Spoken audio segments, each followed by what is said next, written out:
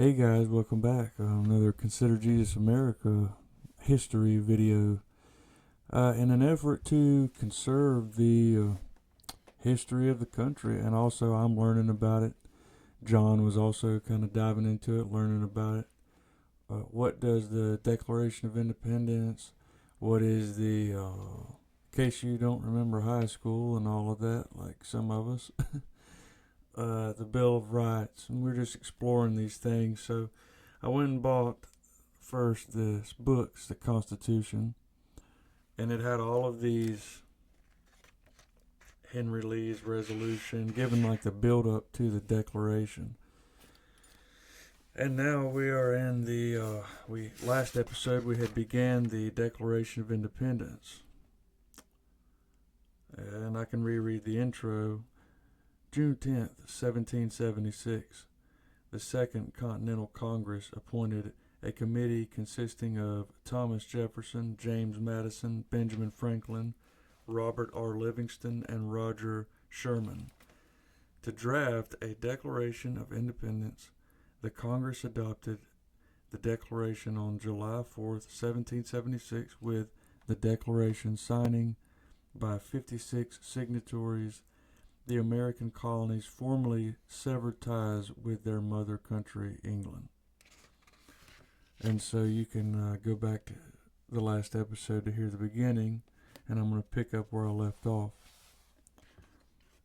He has endeavored to prevent the population of these states, for that purpose obstructing the laws of naturalization of foreigners, refusing to pass others to encourage their migration hither, and raising the conditions of new appropriations of lands. He has obstructed the administration of justice by refusing his assent to laws for establishing judiciary powers. He has made judges dependent on his will alone. Interesting. For the tenure of their offices and the amount of payment of their salaries. He has erected a multitude of new offices and sent hither swarms of officers to harass our people and eat out their substance.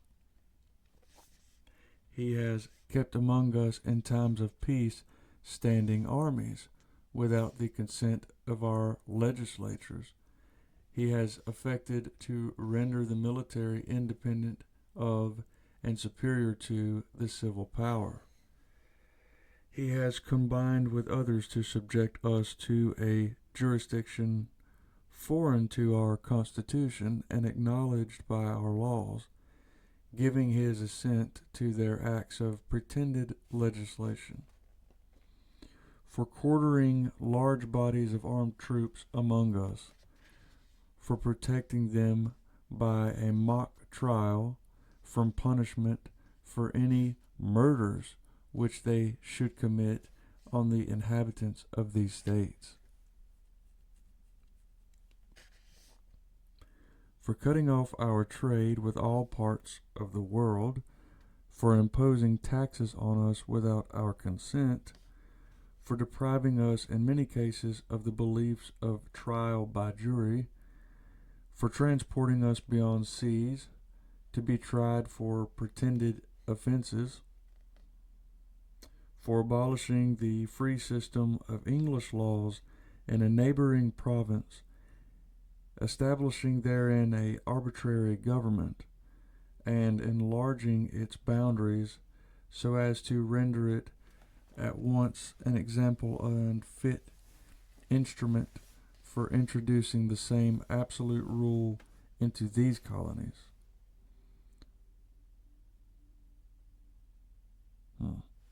For taking away our charters, abolishing our most valuable laws, and altering fundamentally the forms of our governments. For suspending our own legislatures and declaring themselves invested with power to legislate for us in all cases whatsoever. This is okay. And this is all the reasons, they're laying out for claiming independence from Britain. He has abdicated government here by declaring us out of his protection and waging war against us. So effectively, they're feeling like that he's already began war. He has plundered our seas, ravaged our coast, burnt our towns, and destroyed the lives of our people. He is at this time transporting a large armies of foreign mercenaries to complete the works of death, desolation, and tyranny already begun with circumstances of cruelty and perfidy scarcely paralleled in the most barbarous ages and totally unworthy the head of a civilized nation. He has constrained our fellow citizens taken captive on the high seas to bear arms against their country, to become the executioners of their friends and brethren, or to fall themselves by their hands. He has excited domestic insurrections amongst us, and has endeavored to bring on the inhabitants of our frontiers, the merciless Indian savages, whose known rule of warfare is an undistinguished destruction of all ages, sexes, and conditions. So that gives you a little bit of insight. They were pretty taken away at the warfare that the Indians brought to them. In every stage of these oppressions, we have petitioned for redress in the most humble terms. Our repeated petitions have been answered only by repeated injury. A prince whose character is thus marked by every act which may define a tyrant is unfit to be the ruler of a free people. So they've really laid claim onto we're a free people.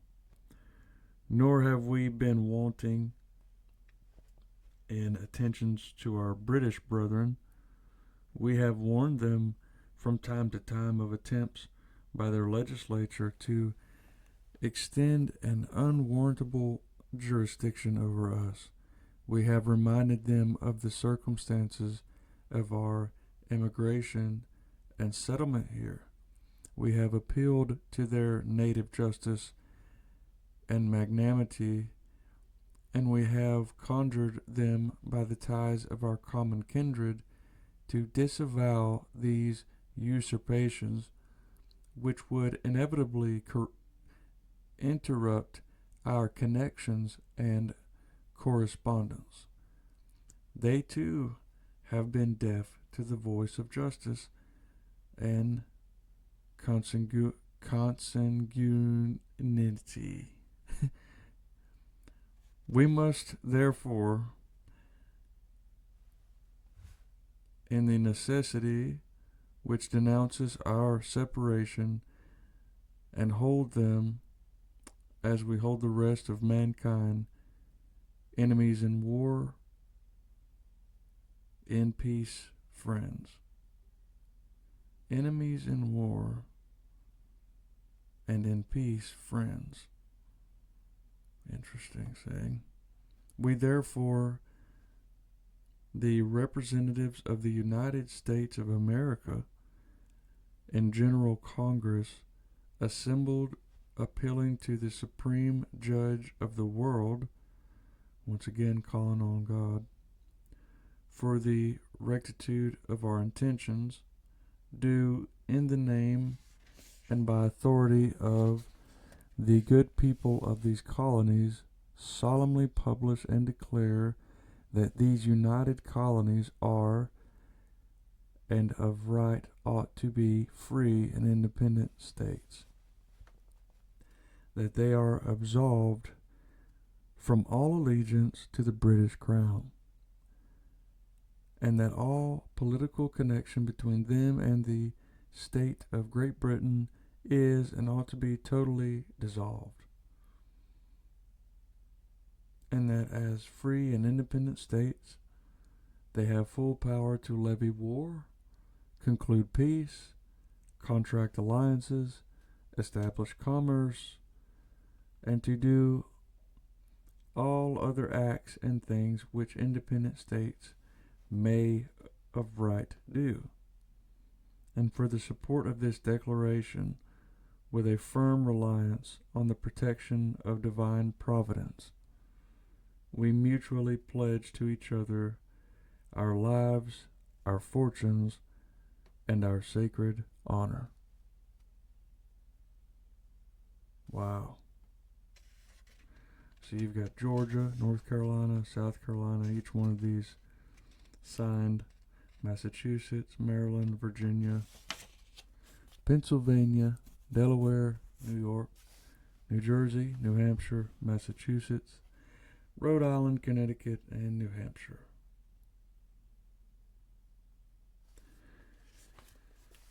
It's pretty fascinating to look back from where we began to where we're at now. I think my favorite read in this thing so far has been Christian Charity, a Model Thereof by John Winthrop in 1630. And the relationship that he described among Americans, the brotherly love. And I've experienced that my whole life, been looked after, it seems, by most people. And so that was the end of the Declaration of Independence. The next read here is from Common Sense, written by Thomas Paine. Thomas Paine's pamphlet, Common Sense, argued the cause of independence from England for the colonies. The third part of Paine's tract, reprinted below, roots the call for independence in the realities of political tensions between the colonies and England at that time. So, we'll dig into that on the next history video. And we're just trying to rehash what we started from. Get solid on that and become polished citizens, so to speak. So hope you'll come back and join us for it. Thank you.